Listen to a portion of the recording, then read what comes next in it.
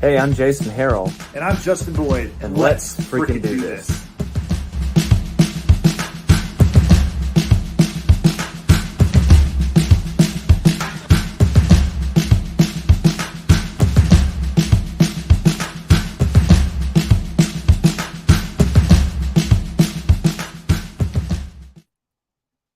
Welcome to episode number 20 of Let's Freaking Do This.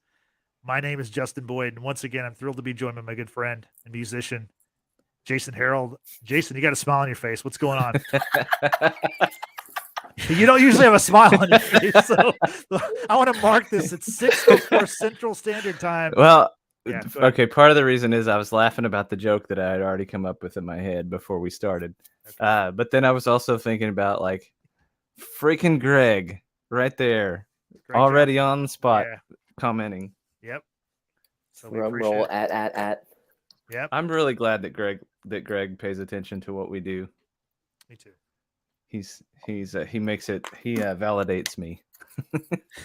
No, what I was laughing was you said you were commenting right before we went live. It's like you don't have to do the production stuff on the other podcasts, and I was going to make a joke and say, well, what's the name of the person who does that? Maybe I should start a podcast with that person.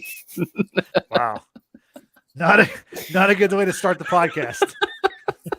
To put down the host and producer of the show. That's 2 minutes. Yeah. That's something. I love you, Justin. I know. I put up with the abuse. So Jason, for how many years now? A long time. We've known each other for a long time. Yeah. We've known each other kindergarten. Right. Yeah. We've known each other for far longer than our guest tonight's been alive. So that's true. Yeah. So damn. Jason, why don't you get to introducing who we're talking to tonight? We got Ethan Whitaker of famed 301 Productions. I thought you were gonna say a phantom of 301 Productions. But like, hell yeah. I don't know. Maybe you are a phantom. No, I've seen you in person. You're real. You're real. You're real. Yeah. Yeah. So I don't know how I described you before. I think I described you as the evil genius behind 301 Productions, and I really like that. But I don't know if you like it. I don't care at all. I mean, I don't know. That I try to keep it. I'd like it for people to look at it as like howdy boys, Ethan. You think that was like howdy boys, Ethan? And then like you know what I think so. Yeah. That's it. Right. I think howdy boys. Yeah, it's like the use of commas and stuff. Like if you use commas or periods, it changes the whole. I got what he was saying though. I think so. I think that was a tip of the hat. Right? Yeah. Definitely what that was. We appreciate it, Greg. Do you consider yourself? I mean, what have you made up a position for yourself in 301? Like, are you CEO We're a family or something? Business.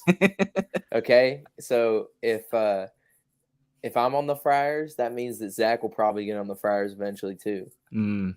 You know what I'm saying? I like that. So I'm gonna do as much as I can do for anybody that's involved. You know, and I like to keep it that way, and that's the way I plan that's my plan for it. And you know, regarding like each artist that I work with, I do my best to get what they are looking for in the best, like from the best point of view possible. Yeah. You know what I mean? Regarding songwriting and shit like that, which that's where it starts. It doesn't start from a business model. It starts from the song, song, whatever it is, from whoever. So maybe a good question that I would like to kind of start off with is, in your mind, what do you consider 301 Productions? I mean, do you feel like it's because I know that you guys have actually done some of the recording yourself. You've done some of the, I mean, obviously you do a lot of the promotion. It's an independent record label. Okay. And one of the main things that I've been pushing for is that the process to create records, which is, you know, if you want to talk business, which is like from the get-go your main source of revenue, regarding the songs, Mm-hmm. once you start selling merch and once you start playing bigger shows, it's another thing. But, I want to vertically integrate. So basically, own the studio, Mm-hmm. own everything in it. Don't have to pay for studio time. You just put it out. Yeah. You know what I'm saying? So that way too. So it's not like, I mean, the quickest you can get to a pencil and a pad, you can, basically be like, this is what I want. You know what I mean? Mm-hmm. And I figured the quickest and easiest way I make that accessible is best way to go about getting more things out and making it Mm-hmm. easier for the artists so they don't have to, because like it's expensive to go to big studios. Oh yeah. It's expensive. And then it gets really expensive whenever, you go into a big studio and you're also paying for, the producer there and, their Right. input and how they do their stuff. And it's just like, I don't know. The reason 301 started is because for a long time I wanted to be like a rap producer, and I still do that. Do that. You do that. I do that. But then I bugged Zach enough into recording. I just kind of like I'd gotten Logic in like 2015 on my laptop over here. So once I got that laptop and I got Logic, I was like, bet. And it was really hard and it didn't make any sense for like almost a year and a half. And then boom, just something clicked and like everything started making sense. I think I actually started watching videos to learn about it. Yeah. And then I just bugged Zach about it and was like, let's record. And so from then on, I was like, I really enjoy working with Zach because I knew Zach. It was never me and Zach working. It never was working because he was like, I have songs. And I was like, well, I was going to play in your band whenever like we've met in like 2013 or really before that, way before that, because he was friends with my brother originally. And I was like, little. And so Zach would kind of he would kind of like big brother me sometime. Now he can't do that shit anymore. But yeah, I was like, Zach has been basically family's been going to the poker games with my family for years.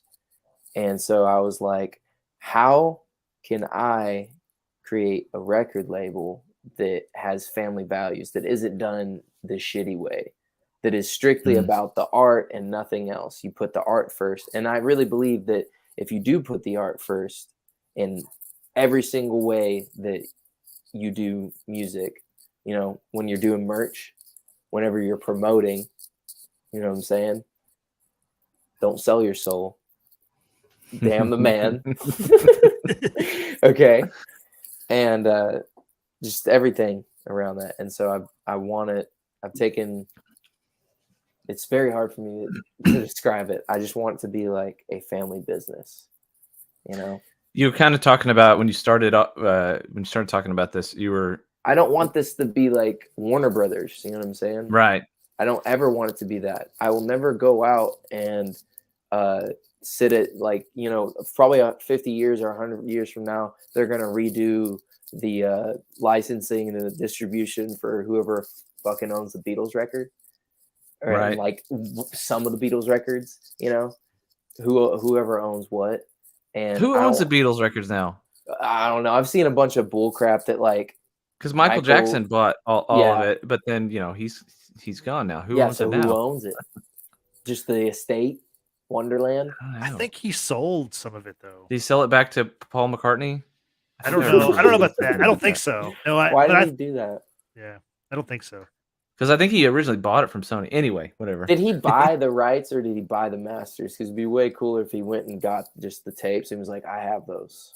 These are mine. Maybe he did. I don't know. Yeah, I'd like to. I remember the story that Michael Jackson had bought it all. But yeah, I would never go to one of those things and be like, "We're gonna buy that," and then put it out underneath the 301 name, because that's not what it is. In order for it, it has to be like something that is from the ground up. You know? Is it so? It sounded like when you were talking about it, you kind of have this vision for basically being like a one-stop shop for like the artist comes in and the artist needs this, so that's what 301 production provides. That like you have, like I could come into your, like you'll have a studio and you'll have like I come in and I write a song and I can just turn around to you and you're like, okay, well, let's record that now, or let's record the demo now, or whatever. That's basically how I handle recording with anybody. Yeah. When I recorded with Parker for the first time, I was like, just come over, let's hang out and see what happens. And then he played and I was like, let's just fucking record it. And then it was just like, it was really fun. And everything came together really well. And he's got some fucking great songs. But yeah, like of course I do a lot of everything right now. Mm-hmm. And my goal is definitely to expand. And all that means is just to be able to gain enough funds to hire people to do certain things. Right. You know what I'm saying? Because like,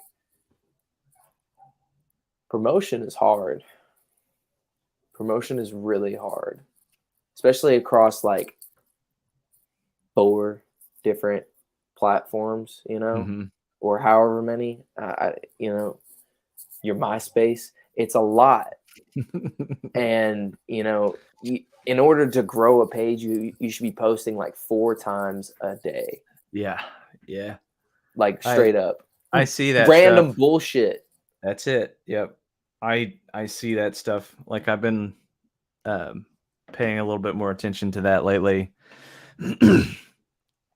And especially when it, like if the artist is doing it for themselves, it becomes a huge part of their day, trying to figure out, I mean, trying to come up with content. It's content creation is king right now. Like you just got to get something out there in front of people for that split, like what, 4.5 seconds or whatever it counts to count as an impression or whatever, and to get people to actually try to engage.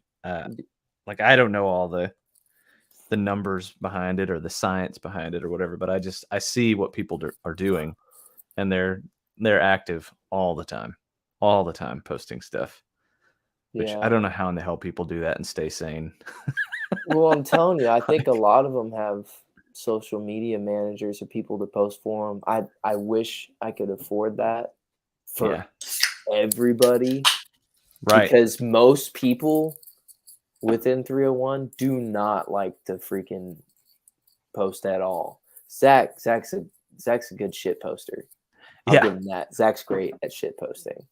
I sometimes have a little streak of shit posting, and I'll just be like, bam, bam, bam, and I'll go silent for 2 months and retweet like a Luka Doncic like highlight, and that'll be it. Yeah, that's right. I was pointing you, Justin. Okay, we'll talk about that later. Gotcha. Okay. Wait, what was it? I missed it. Nothing. Some reference that I missed. We're talking about Luka. You know, the Dallas Mavericks player. Oh, okay. Yeah. See, I'm not a sports ball guy, so I don't know. I'm not a sports ball guy. I don't know. Softball, tennis. Pretty much the only sports that I know is what Justin tells me. Damn. Justin, you're not being a very good gateway, are you? Now we don't talk a ton of sports, me and Jason, anymore. Did you just shut you down? I think Jason, you kind of lost your love for sports a long time ago. Oh yeah, I did. Yeah. I'll still try to follow the Dude, you ever football. Been cut? What? You ever been cut in sports? No. No. No? What about you, Justin? Cut? I mean, like from a team? Is that what you mean? Yeah. Did you ever try out for a team and not make it? I was not allowed to play basketball. What? Why? Is it dangerous? No, I was not allowed to play basketball because of the coaches at Cisco High School. what was it when I played football in junior high, and I went into freshman year thinking I was going to still play football, and I made it like half a day into 2 days, and they because they had me like I was like basically the same like build that I am now, and they had me, I wasn't fast or anything, so they had me like as a lineman or a linebacker. I was a linebacker for a while, and then they had me as a lineman. And so for first day of 2 days as a freshman, they put us up to run drills against the varsity team. And so I was just getting slaughtered, like over and over and over, just getting slaughtered. And I was like, fuck this. I'm not playing. I'm not doing this anymore. Why would I do this? I'm not cut out for this. But then my friends were playing basketball, and we all played basketball together. And so like, okay, well, I want to play basketball now. I know how to play basketball. And the coaches wouldn't let me play. So because I had quit football. Oh, okay, that makes sense. See, yeah, okay, yeah, coaches are like that. Quitters never win. That's the quitters never win. There you go. Yeah. Damn it, boy. You gotta play some football. There you go. Ethan, you've mentioned Zach Welch a couple of times, but who else? Speaking of sports terms, who else is on the 301 Productions roster? There we go. I knew it was coming. Yeah. So, 2 old heads: Jimmy Heath, Scott Whitaker. You got Zach. Mm-hmm. You got Randy Hoyt. You got Colton Matous. You got Tristan Sanchez. You got Cade Anson, aka the world's biggest sleeper agent. That dude, I swear to God. Jacob Ryan Marshall. Brett Patterson. Heard of him, yeah. He's been on the show. Brett Patterson's a great guy. Yeah. I never met Brett in person though. Brett's a very chill guy. Payton, which is funny because he's from like Stanford. Sanford. What the hell's the name of the city? I don't know. Sanford. Sanford. Yeah, what is it? Yeah. Isn't that right? Sanford. Is it Sam or Sanford? I don't know. One of them. Sanford. SAN. Okay. I think. Now y'all got me confused. I thought it was Stanford the other day. Or Stanford. Sanford. Dang it. Anyway. He's looking it up. This is good radio. Yeah. Sanford, Texas. Yeah. Sanford. Okay. Yeah, that's got to be what it is. Is that right? Jeez. Another sleeper agent as well, Jordan Canales. I made a record with him a while back, and then he hit the road with Jake Worthington, and I haven't seen him since. So, but I keep in touch with him. He's a really cool guy, and he's super awesome songwriter. That's kind of how I met Jacob Ryan Marshall. Okay, cool. It's kind of a follow-up to that question. Greg's got a question. Any new and upcoming artists on 301 Productions you care to talk about, or is it top secret?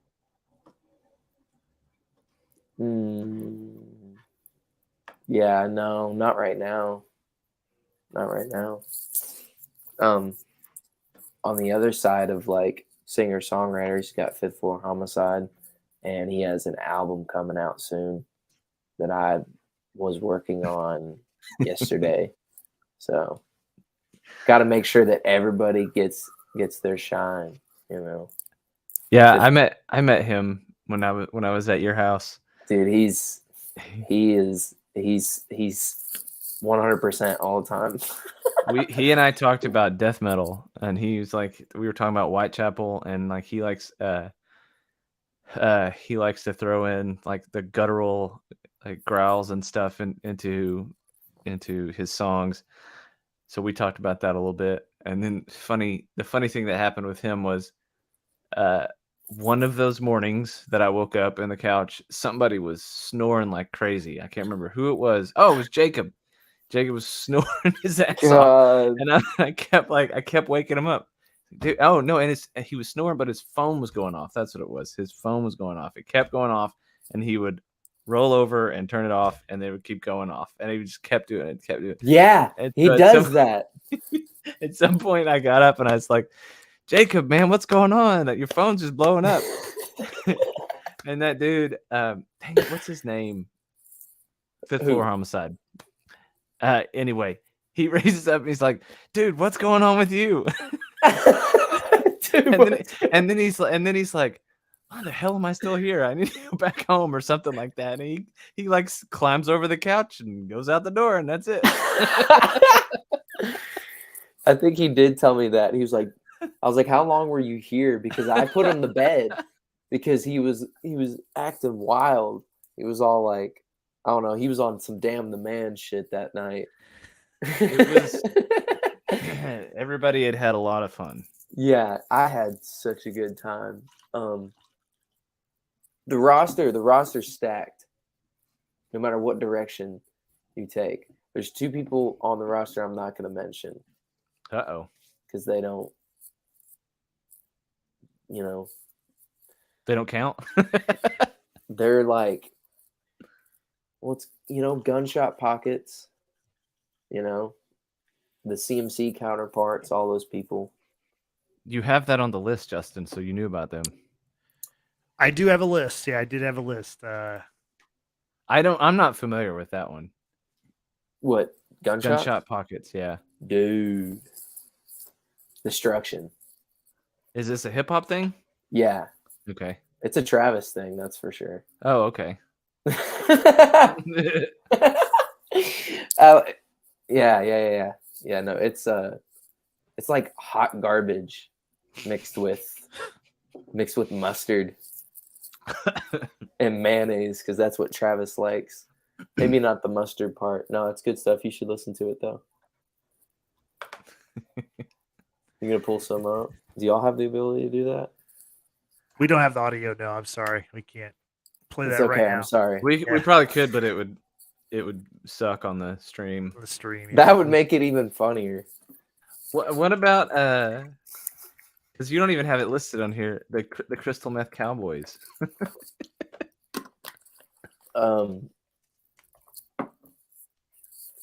I have nothing to say about them. That's just like a random project of Zach's. Yeah, it's a random.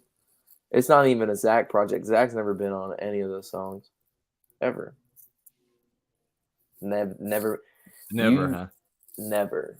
And I can't name any official members. There's no official members. It's just like a ghost group. Yeah, it's like an amoeba. It just kind of is. So this started. You said like in 2015 or so. You got your computer. You started learning how to use Logic. Yeah, I've done a really bad job about describing all this, but I'm just having fun.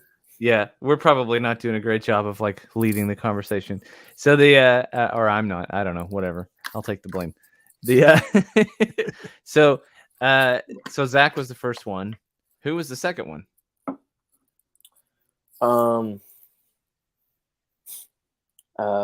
CMC. No, I'm kidding. The second one was Parker. Okay. Parker, and that was all recorded on your computer. Yeah, on that laptop. Yeah. All on the laptop and with a Scarlett and like 3 other microphones that I had and a couple like outboard gear. I had Zach's first record, 254 Days.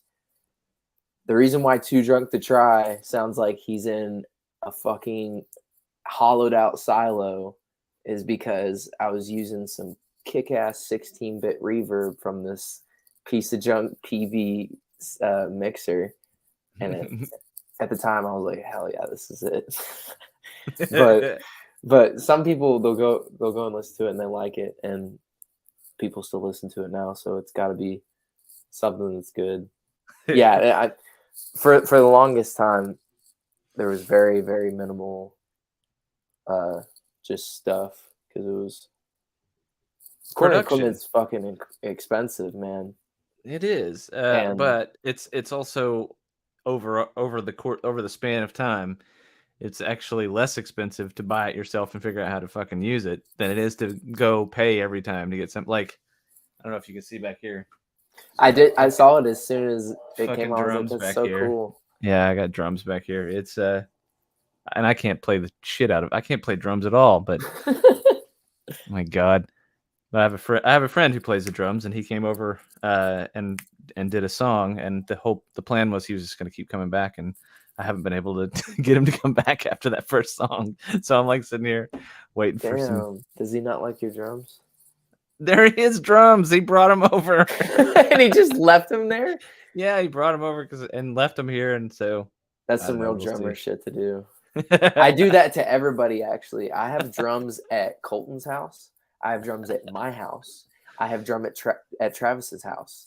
I have 3 different drum sets at Travis's house. They're all shit. All of them. Yeah. Well, it's not fair to say that it's a drummer thing, I don't think, because drummers always have the shittiest part of every gig, setting up and breaking down drums. Like, I will say, like, if there's anybody else who might have an equal complaint, it's the guy who plays 3 different instruments at like on stage. Yeah. So it takes me a long ass time. It takes me a long ass time to get all my shit put away. But yeah, drummers are always the ones that have the heaviest lifting to do. But so you didn't just do you don't just do stuff that you're recording on your own. You're also a producer on I mean Parker's album, the second one, right? You're producer there, but that was recorded somewhere else, right? The self-titled one. Yeah, there's 2 parts, right? It's part 1 and part 2. So part 1 and part 2 were both done at my apartment in College Station. It was supposed to be called Tauber Street. I texted him that. I said Tauber, and he was like, and then he sent me back the album cover, and it said Taubert, and I was like, that looks so dope. Let me let you in on something. It's actually Tauber. And he was like, I don't care. I think Taubert's cool. And I was like, that's fine. Right. But yeah, both of those records were made in my apartment with the laptop. And then the third one, the self-titled one, we took up to Crystal Clear Studios here in Dallas. And we cut that there. And that place is awesome. I love going to that place. Yeah, Talbert Street, part 1 and part 2, and then you got the self-titled one. Okay. Yeah. That dude's that dude's got a great voice, a great songwriting. You were talking about like Zach's first, like the 254 days. Like that's the thing that drew me in about him in the first place was I mean it's just a songwriter album, you know. It's like it's not like there's there's no auto-tuned vocals or anything. It's like somebody hit record basically, right? You know, like it captured the moment. Yeah, the crazy shit about it was that whole record, the whole 254 days except for the intro, outro, and Religion was done and on YouTube and has been on YouTube for years.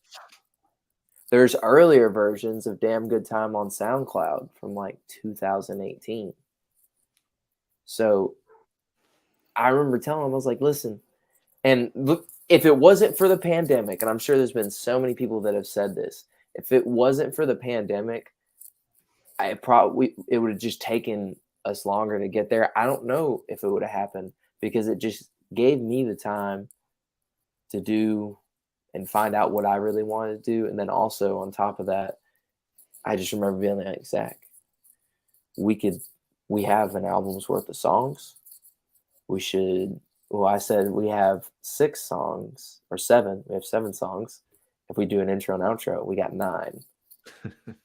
And he was like, yeah. That's like the 301 way right there. Yeah. And so I played organ on the intro and we did some stupid intro. And then we did some dumb outro.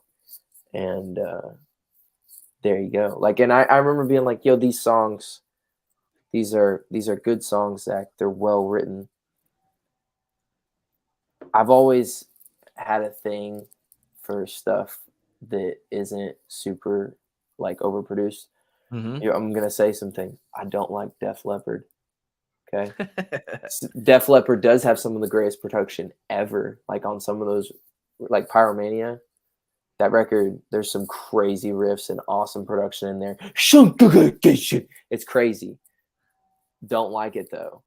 I don't like a lot of pop music. I don't like the way pop country is. I don't like it. Like I don't like the way it's produced. I don't like the way it sounds. The vocals are too up front a lot of the times.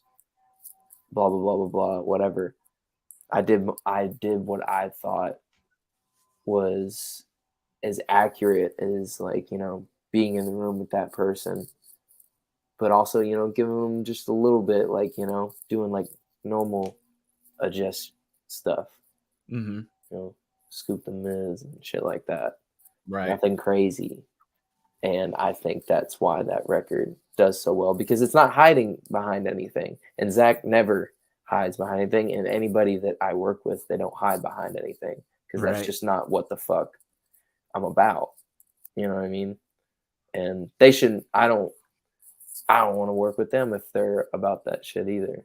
There's a time and a place for that, and it's not going to be over here. Yeah, I mean, that's, be upfront about it. Tell them right off the bat. But I appreciate it. I like the. I think there's another thing that you do that I think makes you interesting in this, like, whatever scene, is like you are actively, like, you're looking for these people. You're looking for these people who probably wouldn't get contacted otherwise. Like people who would just be making shit in their room and you know, record maybe every now and then putting a Facebook video out there or something.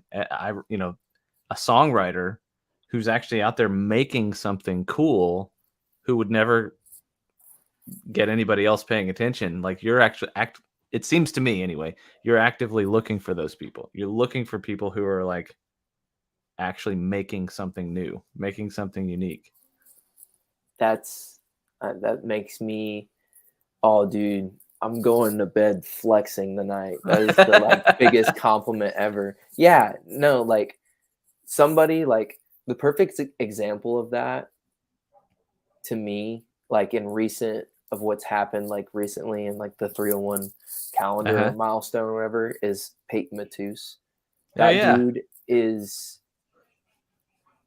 I'm gonna say, I don't think I've ever told him this. When he played and we recorded, God, that's a big dude, man. Yeah, like look how tiny that guitar looks. That's like, a normal size guitar, by the way. It's a normal size guitar. It's like, yeah, God dang. When he first played Prayers to a Lesser God, when we recorded it, and then I listened back to it because I wanted to mix it immediately, because I was like, damn, this shit is, I love, oh, there he is. No, look at him. It made me tear up, because it made me think about my girlfriend, and like, I love it.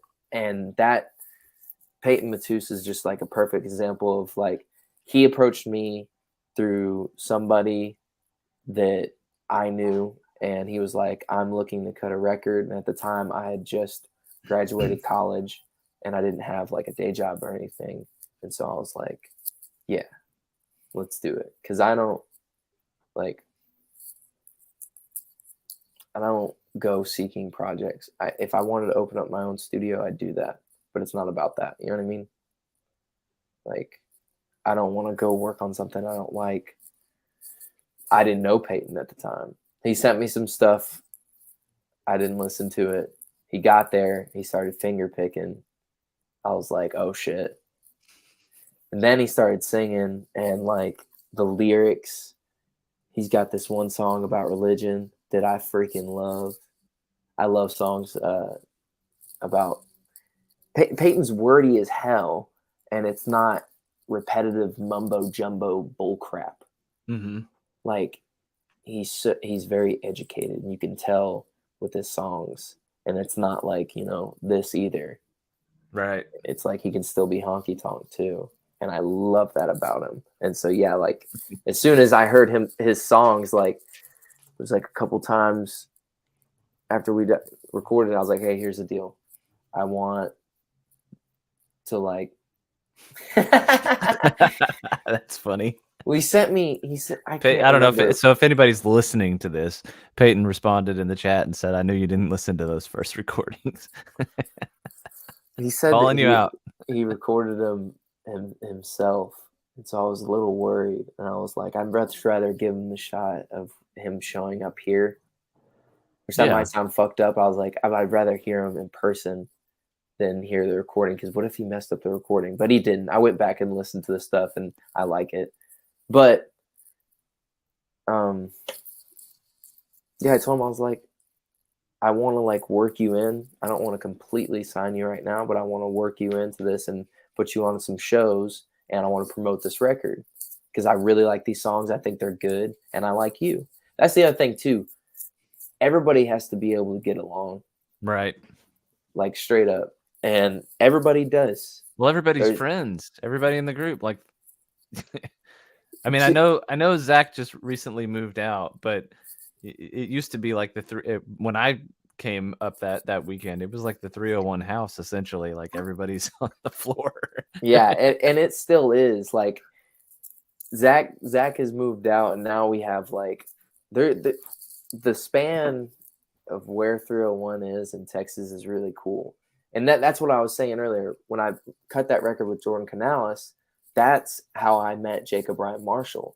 And Jordan had just mentioned me to Jacob, and then I met him at a show for Parker at the Tap, and he was drunk, and he didn't remember me. Jacob? Yeah, Jacob, no way. That's so weird. He's gonna see that, and he's be like, dude, really? But he finally texted me, even though he already met me, and I already had his number saved. And he was like, "Hey, my name's Jacob. I was thinking about, I wanted to meet with you to talk about cutting some songs." This is like 3 months after the fact. And from there, like, and oh yeah, I met Cade Anson through Parker. But really, I met him through Parker's friend Pierce. And I met like Cade at the Tap again. Like the Tap is a place to meet people. That's also where I was about to say, it seems like there's a sort of a common theme with the Tap. Yeah. Tap's a fun place to be, or at least like it used to be. Ain't no way it's still the same.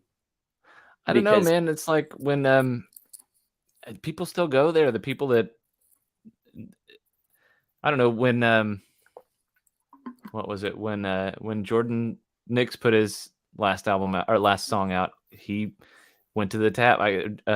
Russell texted me. He's like, "Yeah, I just talked to Jordan because he was there just celebrating his like latest song or whatever." Oh, there's one thing for sure. Even if the Tap is gone, Jordan Nicks is gonna fucking be there. Okay, like Jordan called me one time. It was like 1 o'clock, like 1 a.m. And he calls me and he goes, "Get up here." And I was like, "Where and why?" And he's like, "The Tap." And he's like, "I'm ordering you pickle shots right now." And I went up there. You know, you can't deny him sometimes. He has this ability, but yeah, Jordan's a great guy. They call him picklebacks, right? Yeah. Isn't that what they call it? Yeah. Dude, those are so good. Give me like 4 right now. Let's talk about it. So for those who don't know, the Tap, that's in College Station, correct? Or was? Or okay. It still is. Yeah, it still is. Okay. That place will probably be there for a while. It's been, I don't know how long. It's been there for a long time. So the reason I even know anything about the Tap is because Russell is the piano guy and has been there for like 20 something years. Okay. Yeah. Or at least, or around 20 years as far as I know. That's Wednesday nights. He does the piano bar stuff, and that's like a huge thing for during college. I mean, like during the semester anyway. The piano bar was one of the first things I heard about when I moved to like the Bryan College Station area. Yep. And I got invited by a bunch of people, and I didn't go because I didn't like leaving my house, and I still don't. But back then, I really hated it because like I had a hard time leaving high school and then going and like making new friends. But also, I think that's just because of where I was. Blenn's not cool. Blenn isn't cool at all. and it's not fun. And I would avoid it at all costs. Specifically Bryan, Texas. So I don't know much about Bryan, really, like as far as people. I assume that's a part of what you're talking about. Like, it's like, I mean, the people suck. My apartment. The reason why 301 Productions is named 301. Yeah, I was gonna ask you that. Is because the apartment that I moved in. This is I can't wait. Okay, so the apartment that I moved in when I first moved to Bryan College Station was haunted because there was this girl that was strangled to death. Oh my God. Like 5 years before. There is a forensic file episode on it. You can look it up. It's called Bad Maintenance. Okay. It's like season 4, episode 14 or some shit. Go watch it. It shows my apartment. Okay. I recorded in the room where she died. Was it prorated or what's the deal? Like, did you get a discount? Or? No, I didn't get a discount. Okay. I found out from my neighbor when I was moving in. So like if anybody out there is like looking for reasons to like reach out to Ethan and start working with 301, like this is the origin story of 301 Productions. Right. It involves murder, okay? Right. And the forensic trials, yeah.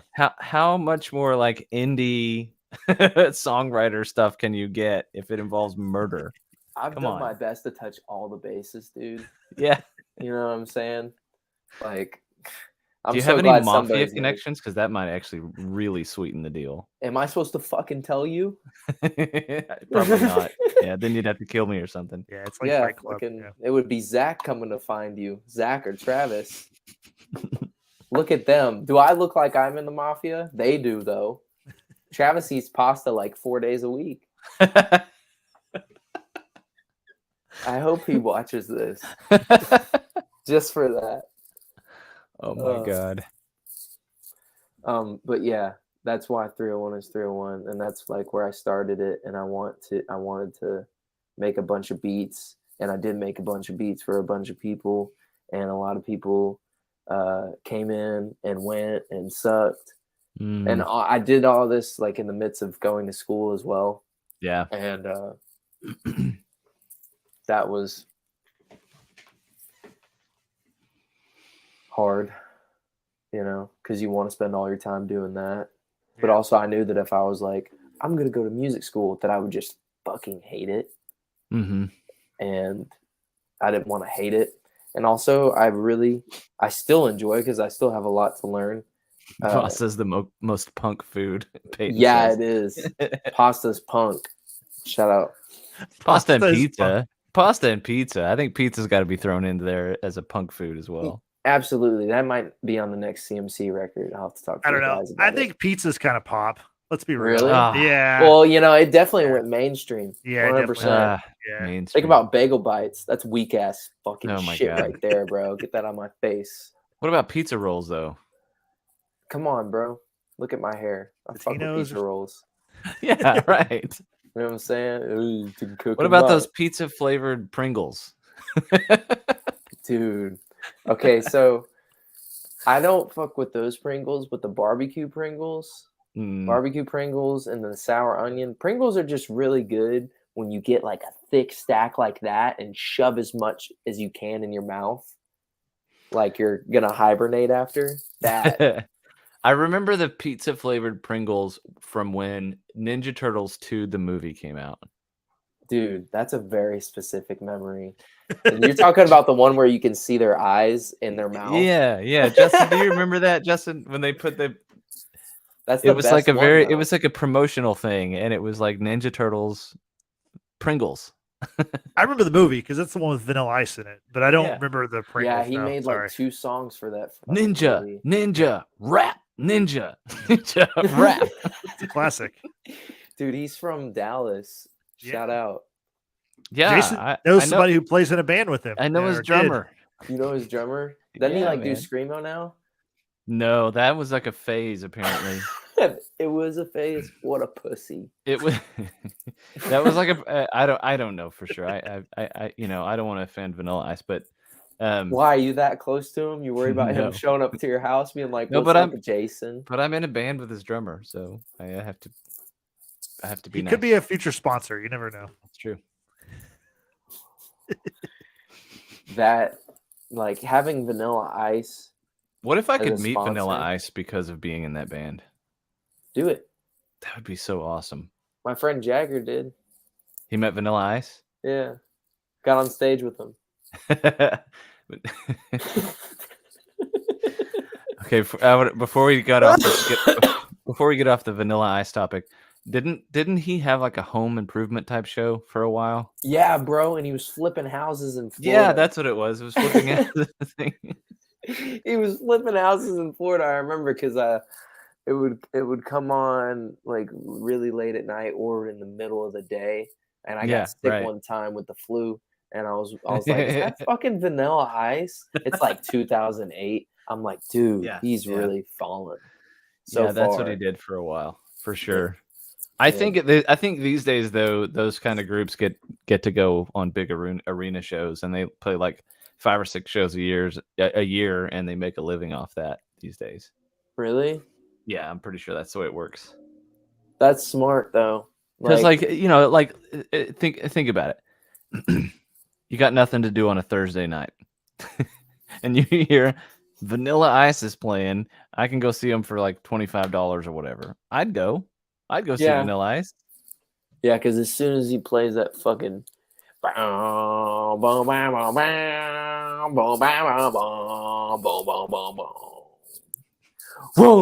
those bars go fucking hard. They're really good. Like, I'm not gonna lie. There was all that controversy over the stolen bass line, and I think it was kind of silly because he could have just been. He fucked up. He should have just been like, "Yeah, I used it." As soon as they said something about it, but he was like, "No, it's that's different. all me." It's different. It's different. Theirs goes do do do do do do do, and mine goes do do do do. You just said the same thing. Oh, that's so true. You know what, Justin? Yep. Vanilla Ice is never coming on this show now. I know, we ruined it. My bad. It's my fault. I brought it up. So anyway, Ethan, so we just learned that 301 Productions was born in Bryan or in College Station. Yeah. But you're now based in Dallas. Absolutely. So my question is there a producer or maybe a independent record label that you kind of looked up to, or is there that kind of reason, the reason why you wanted to become a record producer? Because you're a young guy. Like, a lot of people want to be in bands and want to play songs in front of people, but not a ton of people, I don't think, like your age, go, I want to be a record producer from day one. That's kind of a unique that's a very good career point. path, So basically, is there anyone that you're looking like that you looked up to that maybe that's the reason why you got into this?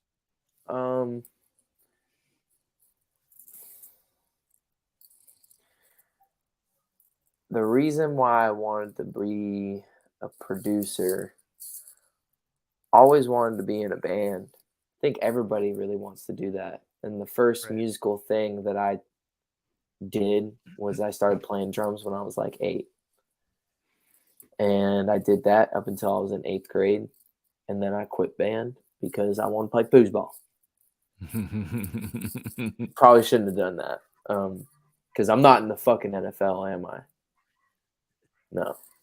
But I think, I don't know, as time went on and as I got older and leading up to me buying Logic and getting the laptop, I would listen to songs, and I remember a lot of people are able to do this. A lot of people are music minded. I was able to like pinpoint exactly the instrument and then just listen to that.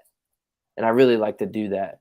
My favorite thing to do when I was like growing up, I had an iPod. I'd turn on like Jimi Hendrix Experience record, and they're panning all crazy. Mm-hmm. There'd be some songs where he's just over here, mm-hmm. and I was like, that's so cool. And that was kind of like my first. I could actually understand that without having to know anything about compressing the vocals and whatever you do in the process. You know what I mean? But I was like, I want to do that. was like, I think that's really cool. Whoever. Then I started looking up like producers, and I was like, this is so cool. And I can't, man, it really sucks. Like, Kanye is such a dumbass now. Yeah, no doubt. But like, you know, his first. I'm pretty sure he's not coming on the podcast, so we can shit on him all we want. No, that guy's a fucking idiot. His first few records, I really loved them. I'm still not sure how to go about the whole thing on like if I can still listen to his music, the way that he fucking talks and you know, shit. I saw somebody say something about that the other day, and they're like, "That's it." Somebody said, so here. This was a good take. I thought it was a good take.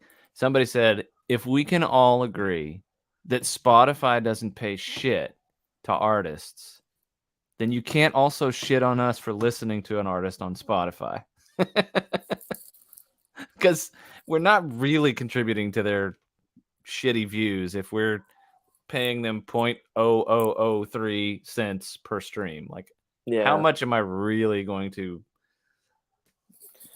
Yeah, it's I don't know. I mean, he's a fucking idiot. But back in the day, I was inspired because I really liked, like, I watched videos of him making beats and stuff like that, and that's really what I always wanted to do. I really wanted to make beats, and I still do, and I still do that now. It's just like the majority of the label are cowboy hats and cowboy hats. Yeah, it's funny because when you asked that question, Justin, I was already thinking to myself, like, when you think of a producer in hip hop, it's a different thought. It's a different kind of role than you give to producer in other types of music. Yeah, I mean, it's definitely like doing a lot of the similar things, but like I mean, and maybe I'm wrong about this. You can tell me if I'm wrong, Ethan. But like when you're talking about like hip hop and you're talking about somebody's a producer or whatever for hip hop, they're really responsible for those beats. Most of the time, yeah. For the most part, yeah. Part, like on like 95% of the like music, whenever it says producer and it's underneath hip hop, like they made the beat. They made the beat. Yeah, they made the beat, and they probably are going to walk away with a certain percentage of the royalties from the song because they're going to basically they should. Exactly, they're going to get co-writing credits essentially for the song to a certain extent. They might not be listed as co-writer because they didn't come up with the flow, they didn't come up with the lyrics or whatever, but they'll walk away with a big part of it in and they do in all kinds of music. Producer, that's a common like structure, is for the producer to get an agreement where they get like in perpetuity, especially with hip hop. Right, but with hip hop it's different. The producer for hip hop is a massive, like a huge part of the song that comes out. Producer for all kinds of genres, that's also the case, but it's a different type of thing. Like, you know, the producer for a country record is the reason why there's a steel guitar instead of a fiddle. Yeah. The producer for a country record is the reason why it's panned over here instead of panned over here. Yeah. And sorry, my phone was dinging. I've taken a lot of times whenever we're doing like country stuff or I honestly, I think there's a lot of people on the label that are labeled country that aren't necessarily country. I don't even really think Zach's that country. I think he just talks country. He has some really country songs, but he's about as country as the drive-by truckers are country. Yes, thank you for that. I like hearing stuff like that, but like very rarely will I look at a song and be like, you know, try to look at it through a specific lens because that motherfucker, there he is with his crappy ass Wi-Fi. Bless his heart. He's here though. But imagine what we look like on his Wi-Fi.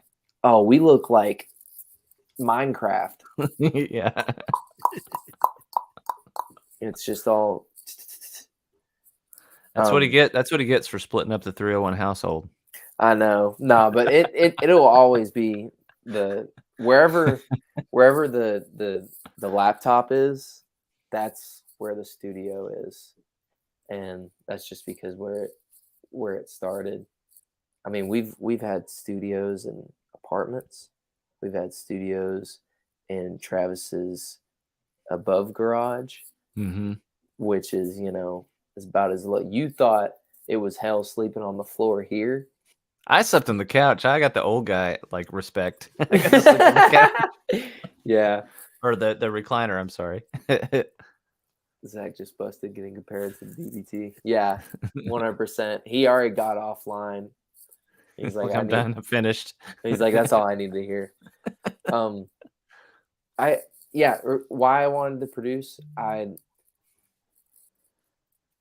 just always thought it was really, really cool whenever I started to really understand music, because I feel like whenever you're growing up, you'll look at certain things like you don't look at the car whenever you're growing up and being like, man, they did all that stuff to the chairs. They put leather on all the chairs, all that stuff comes from everywhere else, like kind of like really dissecting it. I didn't dissect music for a while until one day I just realized that I just kind of did it throughout the day. I'd be like just humming the just the bass from whatever it is, and promise.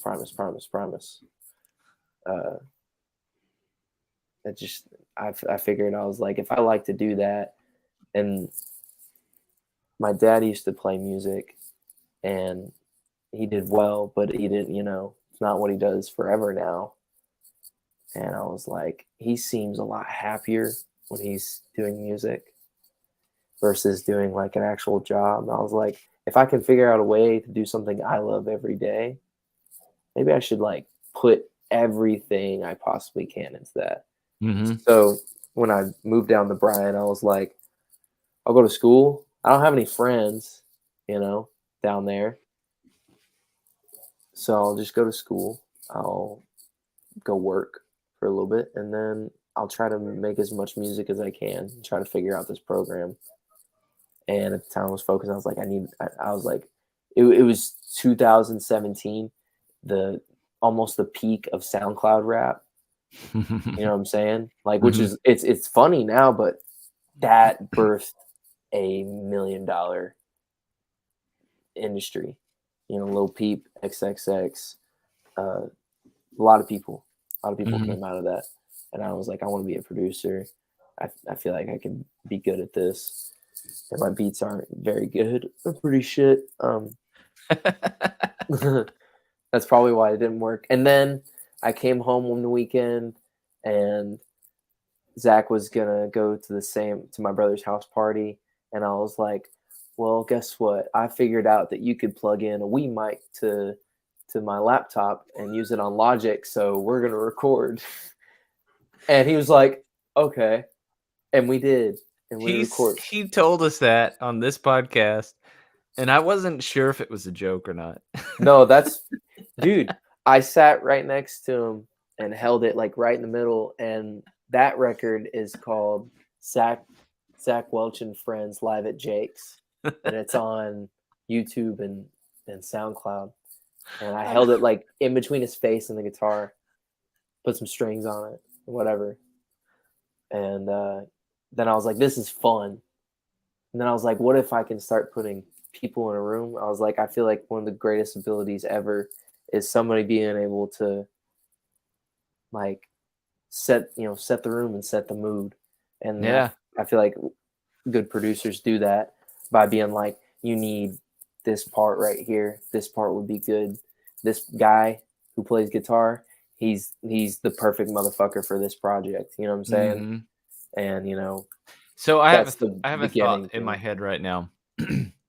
In the work that I have done, like my actual job stuff for years now, there's oftentimes we find ourselves in a situation where the business side of things, which the analogy for this would not actually be business. It would be like the artist side of things, needs somebody who talks to the tech side of things, the engineers who develop the software. Yeah. We need somebody who takes those two groups of people and says, okay, and I'll just go ahead and go full on analogy. Like the artist needs this certain thing. I need you as an engineer to make it do that.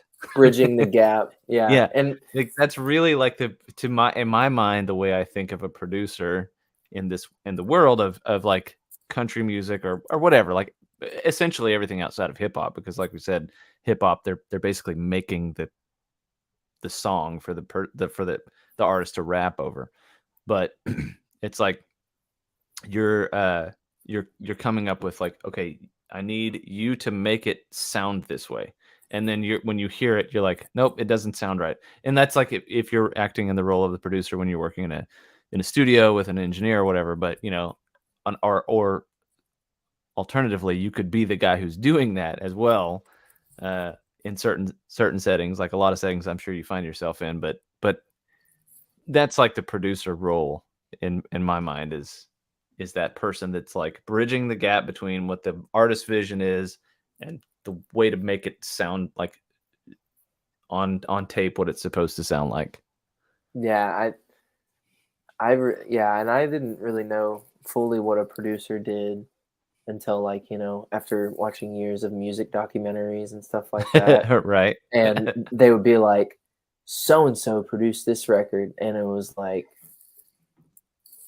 fucking David Bowie producing the Iggy Pop record, and I was like, why? Right. Why? How did they? Okay. And then I did some. You do some research on that, and then you're like, David Bowie's a fucking tits producer. That dude's like awesome, and he's very smart, and he has a very distinct way the songs come out. Like David Bowie's so dope. David Bowie's dope. He makes really cool songs, and they're all arranged like super cool.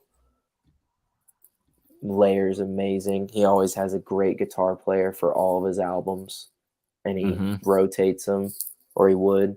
R.I.P. Yeah, producing so much fun. It's definitely, it's the most favorite thing. I love to do it. I like to do it more than drumming, I think. I really like drumming.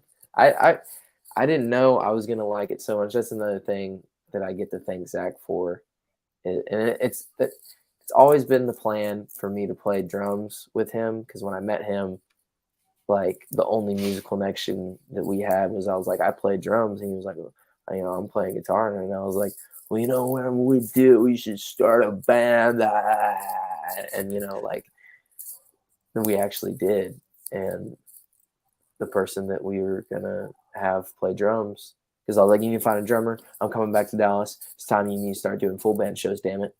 And he was like, yeah. And I was like, we'll make it happen. And then, because I was like, he deserves the best, and I don't think I'm the best drummer. I know I'm not the best drummer, and that's okay. Because a lot of times it's more about like feel and like, are you a good hang? You can have a kick-ass drummer and he can be a terrible hang. I wouldn't want to hire him again.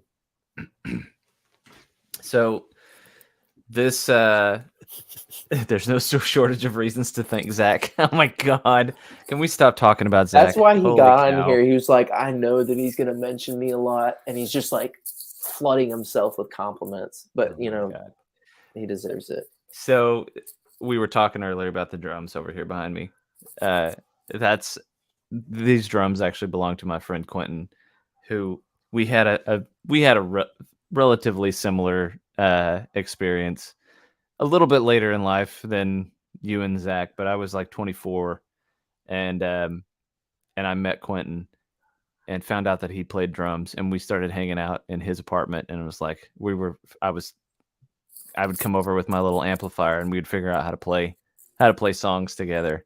Hell yeah. And like figured out, like he grew up playing drums in church, so he knew like gospel drum things, and like he didn't have any experience with like rock and roll or anything like that. So we kind of learned together how to do drums and guitar, and he's been my friend for nearly 20 years now. So but that's and so that's why if I can get Quentin involved in my projects, Quentin's going to be in my project. If anytime I can get him to be a part of it, it's going to be him. But yeah, I had my drums left at Zach's house for a couple years. I love having people lug my shit around. It's funny. They're like, "Hey, you gonna come grab this?" And it's like, "Yeah, I'll be there. I'll be there sometime. Could you just bring it to me?" They're like, "Yeah, I'll bring it to you." Well, anyway, I like to kind of circle back on the whole thing about you as a producer and this kind of little scene that we have going on. What I think is great is you like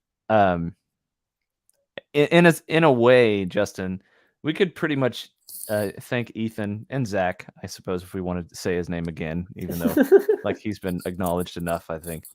But but like in a way, the entire like almost everybody that's been on this show has had something to do. Not everyone, but almost everyone has had some connection with 301 Productions. Either they've been a 301 production artist or they've been somebody who we've met because of a connection with 301. So I think that you've got this little, whatever you want to call it, this little community that sort of like what's the word? Like you're like the center of this little community where like you've got all these songwriters who, as I mentioned earlier, probably wouldn't necessarily have they'd be out there doing the same thing. They'd be out there making songs, writing songs, but they'd be doing it and like putting it out on a YouTube video or something, and nobody would be talking about them. Nobody would recognize, holy shit, this person's like Payton. Payton's it's a cult. Maybe it is a cult. I think I'm kind of like bought into the cult though. Maybe that's my problem. It's not a cult. Like, here's the deal. You just like Kool-Aid, right? You do kind of you do kind of have a Jesus look about you. I'm gonna shave my fucking head. I'm so tired of hearing that shit. You look like Jesus. I was like, Ethan Whitaker, the Jesus of 301 Productions. Yeah, dude, that. Oh man, we'll never be able to play it in a church.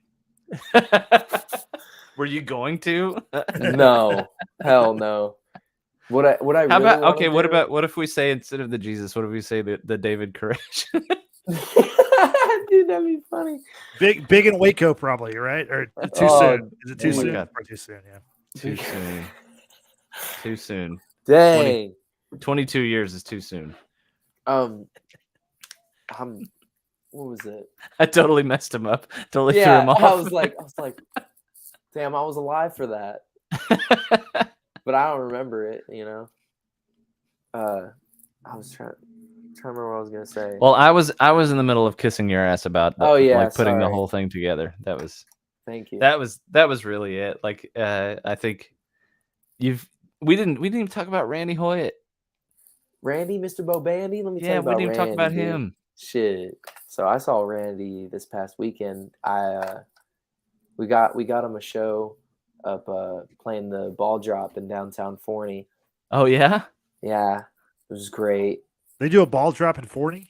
Fuck yeah, baby. Wow. I mean, we don't have a ball drop in Hutto. Welcome to F Town. You know what I'm saying? Like this is your character for okay. Sorry. Yeah, they do a ball drop in Forney and everybody loved it. He swung over. It's the Outlaws because we were playing at Outlaws that night. Mm-hmm. My dad and Zach. It was so cool. Such a cool show to do. And we hung out there. Randy's going to be going back in the studio sometime soon. Yeah, motherfucking Randy. Randy's Dude, wild. Randy, I like all these guys you work with, clearly. Like I've kissed everyone's ass on this show. But anyway, so Randy... Ranch Davidians. Yo, Clayton in the cut. Clayton. He's been here for a while. Davidians. Oh, has he been watching for a while? He's watching, yeah. Clayton's a badass. I fucking love Clayton. I've been trying to bug him into getting him over here so we can work on a CMC song. Dude, together. that dude's writing songs left. Okay, I'll say this right now. We had a little songwriter email chain group thing going on. I haven't checked my email since earlier this morning. actually, it was yesterday. Sorry. And there's like 5 of us on this thing, and we were gonna do a challenge to write a song over whatever somebody said was the topic. we gave ourselves, I think, 2 weeks to do it, and James Guetta, who we had on the show, is the only one as far as I know who's responded. But I know that Clayton has his song ready for us all because I talked to him the day that we started it, and he's like, I already wrote the first one. Dude, he's quick, and he's got a lot of music. He showed me. Crap! And he's just like, his lines are amazing, like one after another. Like it's what was I gonna say? Oh yeah, Randy. So Randy, I don't think you can appreciate Randy. I mean, his latest song that you guys put out was fucking awesome. But I don't think that before that, I don't think you can necessarily appreciate Randy without seeing him or hearing him in the room with you. Absolutely, and I feel that way with everybody that's on the roster. And again, I want to mention Robert Herrera. Hell yeah! Just because I'm thinking about him, I miss that guy. I haven't seen him in so long. But yeah, I thought about Robert because Randy was talking about Robert the other day.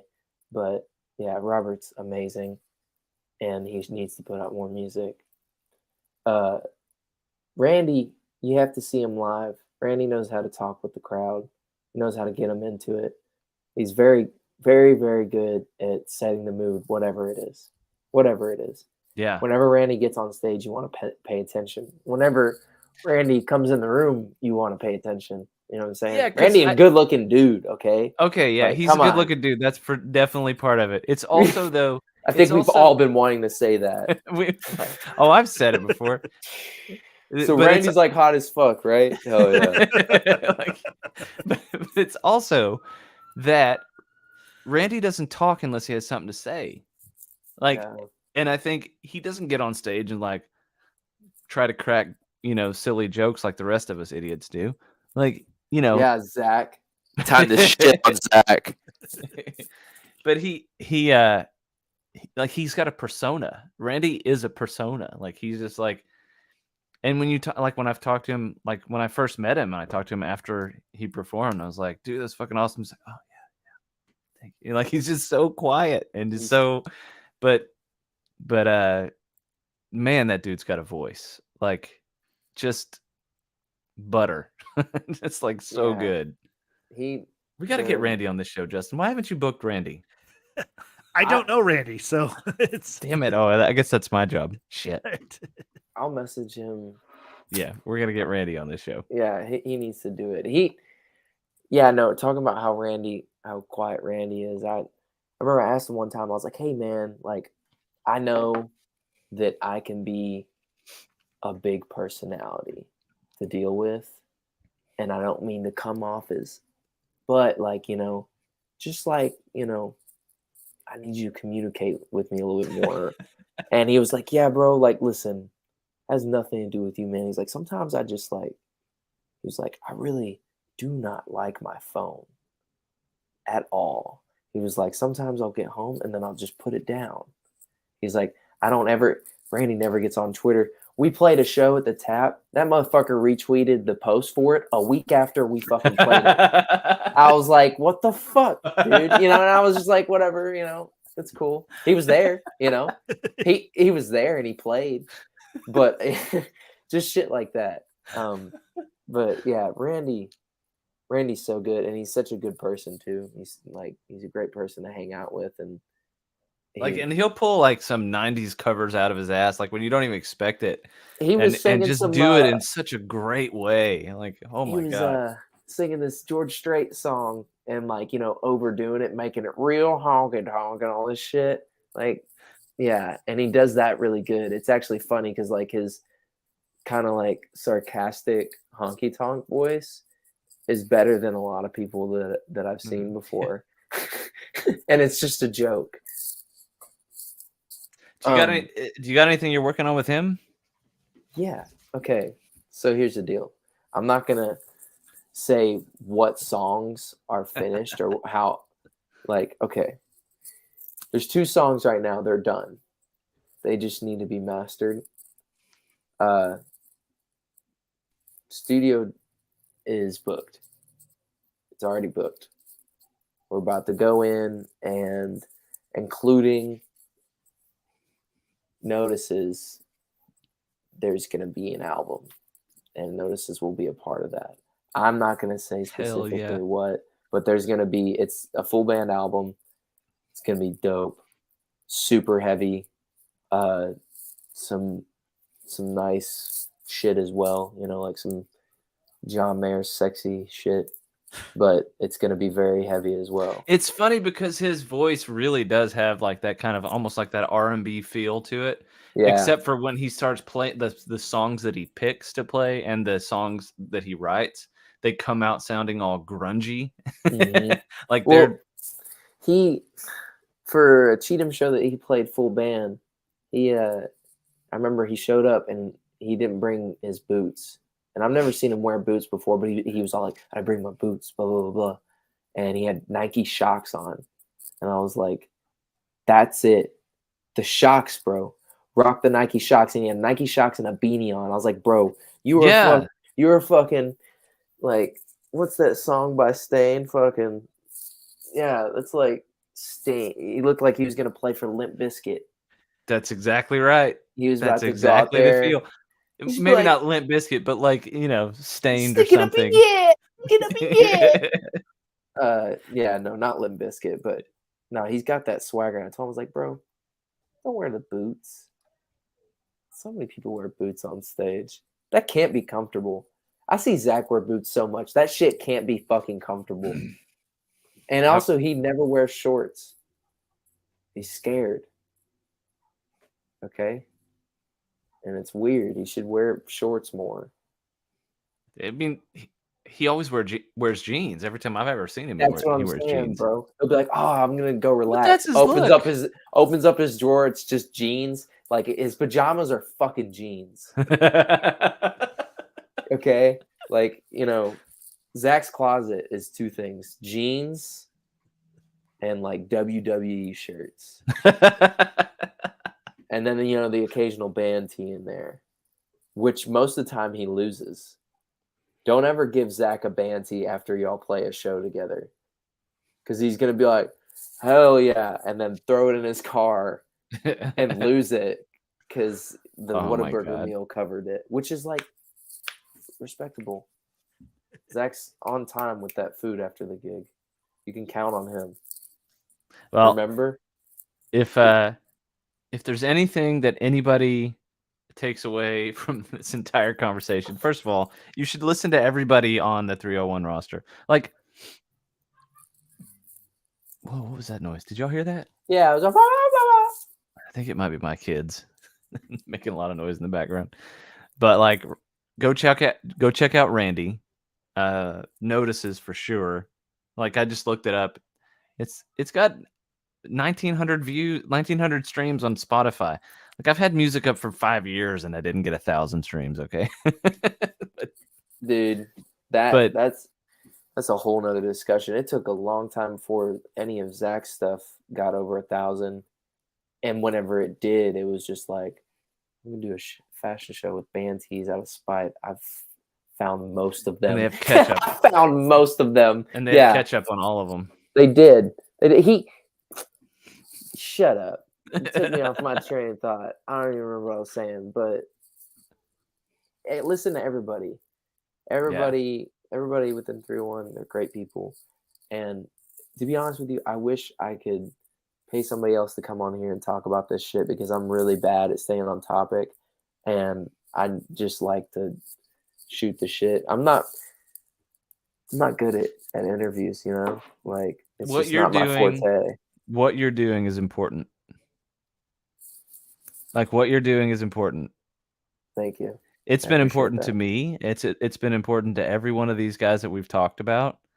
I don't know if we've done you justice in bringing in, like, you know, like having the right kinds of questions or whatever, but like, you have an entire, what is it, like a dozen at least people who are getting exposure and discussion and interest that they wouldn't have gotten otherwise, because you, Ethan Whitaker, are like interested. You're interested. You wanted to do this. You wanted to bring people in. You wanted to get them in. It's like, come record your song. Do your song. I'm hitting record. Do it. Like, dude, yeah, like I can't like express that is important. I love recording so much. Like, it's so much fucking fun, especially once you get past the part to where, like, because doing a lot of singer-songwriter stuff, and it's like you get the vocals and you get the acoustic guitar done. Where are we gonna go? You can fucking do anything now. Yeah. Like, you can do anything with a laptop and a MIDI keyboard. And I'm telling you that because I've done the most with it. That laptop, it really did a lot of work for me. But like, yeah, I love to record so much, and I love to hang out with my friends. And thank God it's worked out the way it has. Like, the fact that I know Zach is crazy. And the fact that I met Parker was crazy. And the way things worked out there, it's awesome. And same thing with Cade. Like, met Cade Anson, and he's like, yo, I got these songs. And he was like talking to me and like shaking and shit. And I was like, yeah, so I'll get your number and we'll come by sometime. And he came by. And before that, he sent me voicemails or voice memos. He was the first person to send me voice memos. And I was like, this is going to be some wonk shit. And I listened to it and I was like, damn, this shit goes hard. I almost told him to just like, yo, put that shit out there because it sounds really good. It was like him in his garage. That's the kind of shit Clayton Smith would do. Yeah. And I respect that. Because you just did it like last week. That is the way to do it. Like, especially for singer-songwriters, like, you have such an opportunity. All these people that are out here that are in bands, even somebody like Pecos, where most of their shows, they're all full band. You know, like right. Somebody like whatchamacallit, Ray Wiley Hubbard. It's not untypical for him to go and do an acoustic show. Right. Because, like, that's very normal. You're missing, talking about business again, you're missing a market by, not stripping down the layers and just playing what the song is. It started out with just you and the guitar. Yeah. Why not put out something like that? And that's been my main big push with everybody. So much passion. Did you yank the headphones out? That's been my main and big push with everybody, is putting out acoustic music, because I think that, well, that was weird, because I think it's important, and I think more people are leaning towards it. And I know people are, because Zach Bryan's huge. That's right. And okay, I said something the Childers other day. huge. I said something the other day, and I deleted it because I didn't want to. First of all, I didn't want to like set the rabid Zach Bryan fans up on me. Yeah. But I also I also thought maybe it wasn't fair. But what I commented on Van Plating's post, she asked about something, and somebody was talking about Zach Bryan. Maybe she asked about it, whatever. Anyway, and I said I hadn't listened to his music hardly at all.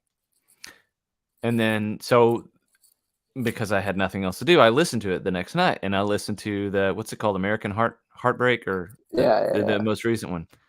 And I listened to it, and I think I listened to the whole album. And my comment was essentially that what was most striking to me was, at least on some of the songs, there was basically no production at all. It was like he just recorded the shit himself. Yeah, I mean, like, they're gonna compress his vocals to make it, be slightly, maybe slightly. Yeah. They're gonna put a touch of reverb where it's right. Right. Like right. I always take production as what is best for the song. You never, like, people that produce, they'll be talking about numbers and shit like that. Like, get the fuck out of my face, dude. Like, just do what sounds right. And I probably sound like an idiot to a lot of people, But I do think for a lot of this Americana singer-songwriter shit, you need to do what sounds right. Well, some people can hear, like Clayton has been really good in giving me feedback about my own songs. So I sent him a couple, or at least one song that I sent him, and he was like, pull back on these hertz on the frequencies. And he's like, he knows exactly what the hertz are. That's one thing. I'm talking, some people, they'll just get a compressor and they'll be like, this is the setting for all vocal compression ever. No. And that's all you can do. Yeah. So I try not to do that. I forget where I was going with this, but anyway. Clayton, he's so talented. Yeah. I hope he's still watching. I hope so too. It was not sarcastic at all. No, it's I mean, I knew it wasn't. We got to get Clayton on here just to talk like by himself too. We had Clayton on with the band Laredo, which I fucking love them. Like I love them. So dope. I've only met them once, and that was like I talked to Clayton for like an hour and a half. Yeah, because he's the kind of guy you can talk to for an hour and a half. He really is. I mean, Zach did the same thing. Zach cornered him at Six Springs, and after he'd been on the road for like 7 hours, he came to that like the birthday bonanza. Yeah, I was there. I was sitting there talking to him. Yeah, Clayton's an awesome guy. But 301, all the dudes, all the guys. All the dudes, all the guys. Yeah, keep doing what you're doing.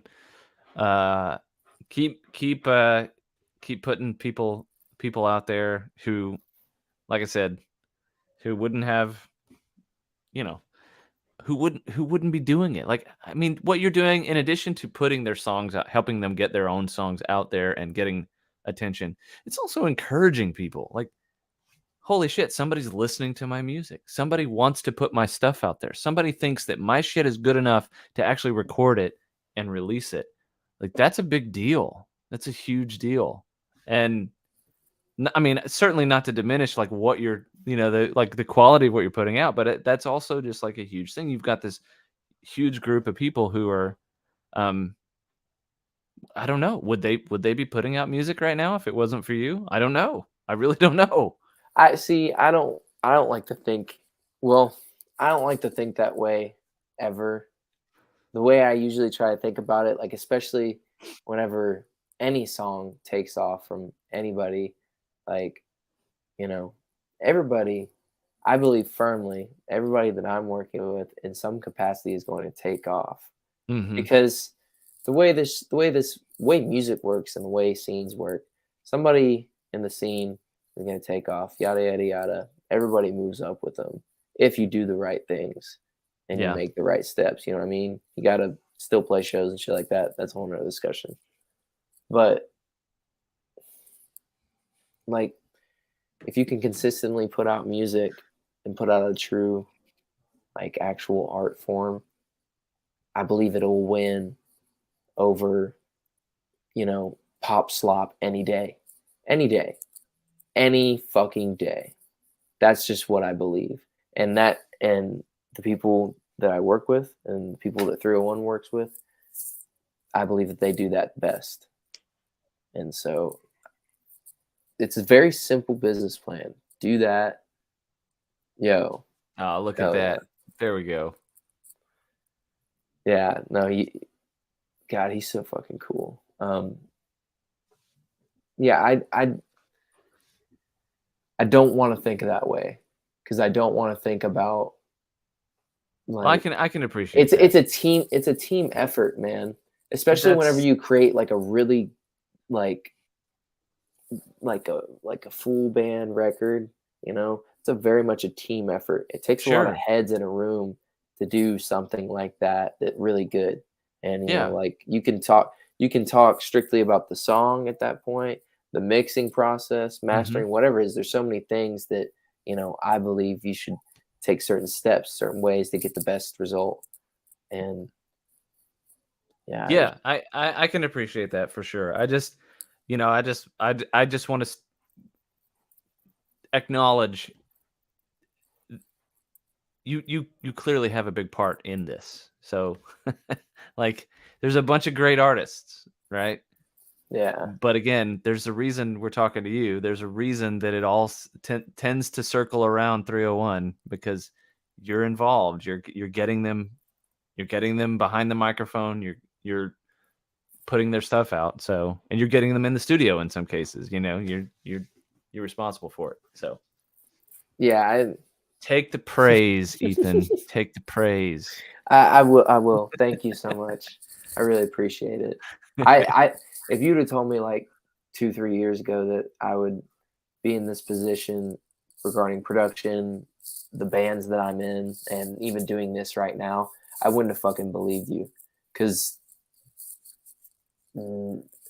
only me and Zach thought that this was possible, and a lot of it was a bit of a like, wouldn't that be cool? And I get really, and it turns out, yeah, it was cool. Yeah, it was really cool. I get really focused on things, and I don't know. I've just always loved music, and I always thought that it could be done a right way. You could do a record label a right way. You can promote people, you can promote music, and you can, you can figure it out. People are like, business with your friends is ass. Like, maybe your fucking friend's a piece of shit. Maybe other kinds of business. Yeah. Like, I don't know. I've found it really easy to make music. And like, if I tell you what, in the 70s, I tell you what, in the 70s, there's no way I've been able to do this, because the reason why this shit started is because it's so accessible to make music now. Yeah. And it's so accessible to put out. And that's one of the points that I make, like when I talk to my dad, because my dad's like, back in my day, it was fucking sick. Dude, yeah, his shit's so far behind, bless his heart. Bless his heart. But yeah, it's like, I'm gonna get a shirt made. Zach Welch, bless his heart.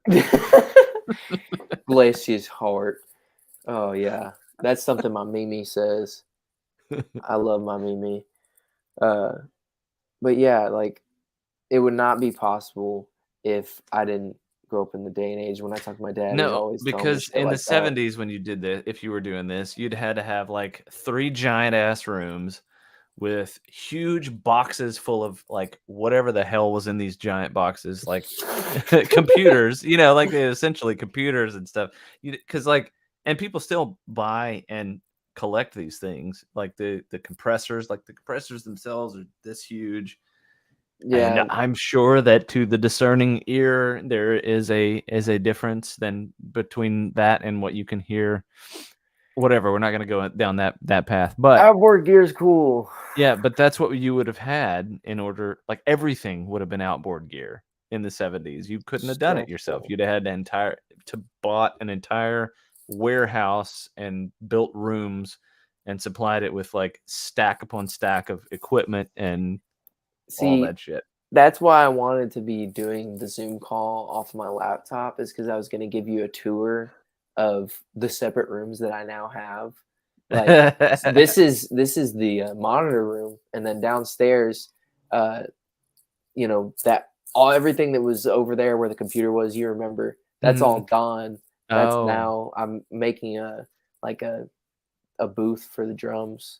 And everything's coming together. Got the snake running downstairs and stuff, and about to be doing like bigger, fuller production stuff. And I just love recording so much, making songs and placing the stuff in the right area and bringing things out a certain way. It's just so much fucking fun. I love it. And there's going to be a lot more than that. Awesome. I think we started with this with talking about Randy, and then it just kind of spiraled into something. It's okay. Randy's going to have a lot of everybody. Randy and Payton both have new records coming out. Fifth Floor Homicide has a new record coming out. Payton's album, what's it called? It's Swoony Tunes. Swoony Tunes. That's right. He told me that's what it was going to be called too. I forgot about it. I got the track list right here. Swoony Tunes. Colton Matous is hitting the studios like 2 weeks from now, full band. That dude. Yeah. Yeah, you know, Jason. You know. Oh, I know. You know. Yeah, it's about to get loud and disgusting. Zach's gonna be going back in the studio sometime soon. We gotta get together and practice and work on some new songs. He's got some really cool stuff. Zach's writing some new cool stuff. I think that he's gotten a little better at guitar. Isn't that some shit? How about that? I know. Has he been practicing? No, I think he just found out like this new like chord, or that he could do it, and he's like, "Look at that." So I know Zach's paying attention to this. So Zach is in the email chain because Payton told me I had to add him. So when we're done here, I'm going to get my guitar and I'm going to record on my phone a voice memo of my contribution to the whole songwriting challenge thing that we've got going on. So hell yeah. So Zach, you're up. You got to get yours on too. Dude, yeah. Push him. I'm probably too hard on him, but Zach's so good. Everybody's so good. Brett has some stuff on the way that we're still working out. There's a full band song in the can, a couple acoustic songs. Jacob Ryan Marshall. We're working on a full band album and an acoustic EP as well. Like, there's probably about 30 plus songs right now that are unreleased, maybe more. I tried really hard to get through one over the 100 cusp for the year of songs. Try to release over 100 songs one year. Get it this year. Yeah, it is this year. God dang, it is. I was supposed to do this podcast, but I was, peeing out of my butt and all that. It's terrible. We appreciate you not for doing the podcast then, because that wouldn't have been great. Yeah. I'm stuck on a verse that's coming soon. That's a lie. He's not stuck on a verse. Nothing. He's hooked on a feeling. That's what he is. Gosh. So a little bit ago, you mentioned about how whenever you were going off to college, you're kind of worried about making friends or whatever. Well, it seems like you made a lot of friends. You've got great networking skills. You made a lot of music, and we've appreciated having you on the show. Thanks, man. How can people, specifically, like if there's somebody watching this or listening to this who is a singer-songwriter and they're like, "Hey, I need to find a producer," how could they contact you? How could they find you on the internet? Find me you got it at the bottom. That's cool. Yep. Ethan Whitaker 98 for Twitter. Yep. And I'm pretty sure that my Instagram is the same thing. Yeah, hit me up on there. Find me on Facebook, Ethan Whitaker, or just go to the 301. Really, don't find me. Don't find Ethan. Leave Ethan alone. Find 301. Find Randy. Find Zach. Right. Find Payton. Find Tristan. Find Robert. Find Brett. Okay? Find Cade. Find Jacob. Find those people. Don't find me. Find the 301 and the guys. That's what's really important. Because I'll be on there. I'll find you. If it permits. You know what I mean? Very cool. Very cool. Jason, any kind of parting shots before we get out of here? Parting shots? No, I'm just glad we had Ethan on. This is pretty I don't know. Like I said, I think 301's been important to what we've done with this podcast. However long it goes, if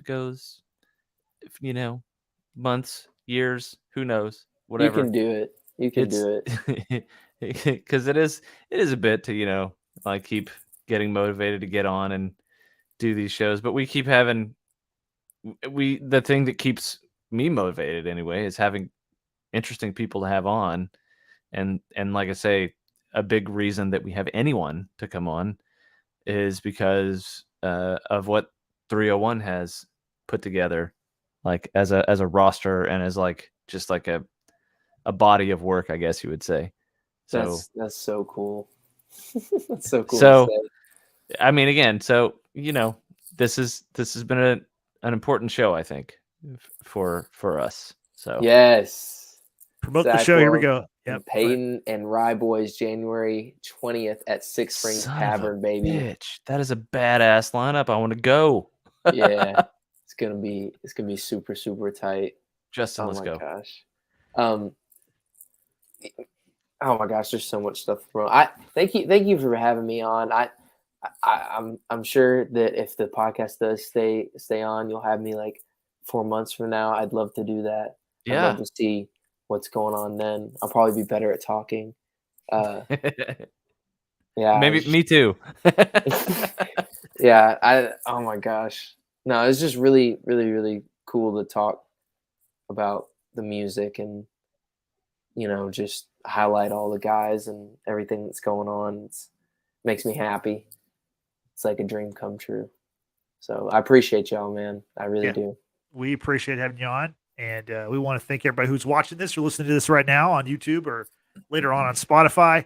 Hey, if you're watching it now, do us a favor, like this video, subscribe to our channel. It really helps us out, and we really appreciate it. We're also available, like I said, on Spotify, and we're on Anchor, so you can check out the audio versions of this later on. And we're also available on we're on social media, like everybody. We're on Instagram, Twitter at LFDT Pod. We're also on Facebook. It's not LFDT Pod though, but whatever. Find us on Facebook. We appreciate it. Fuck Facebook. Sounds like there's some background to that. Is that your audio expertise coming in there? Is that what I said? I said fuck Facebook. Yeah, no, I got you. Yeah. I got you. No. But if you're on Facebook, definitely check us out. Give us a follow. Give us a like. Is that what it is? Is it like on Facebook? Follow them on Facebook? Who fucking cares? Yeah. Give us a thumbs up. He's like, the podcast's over. I'm about to get comfortable. Yeah, we're shutting it down now. So once again, thanks to Ethan for joining us. We appreciate it. Thanks for everybody for watching. Thanks for having me. Yeah. So for Ethan, for Jason, this is Justin saying we'll see you next time. Have a good night. Jason cannot stop laughing. Anyway, stop laughing. I'm just going to keep laughing. We will see y'all next time. Good night.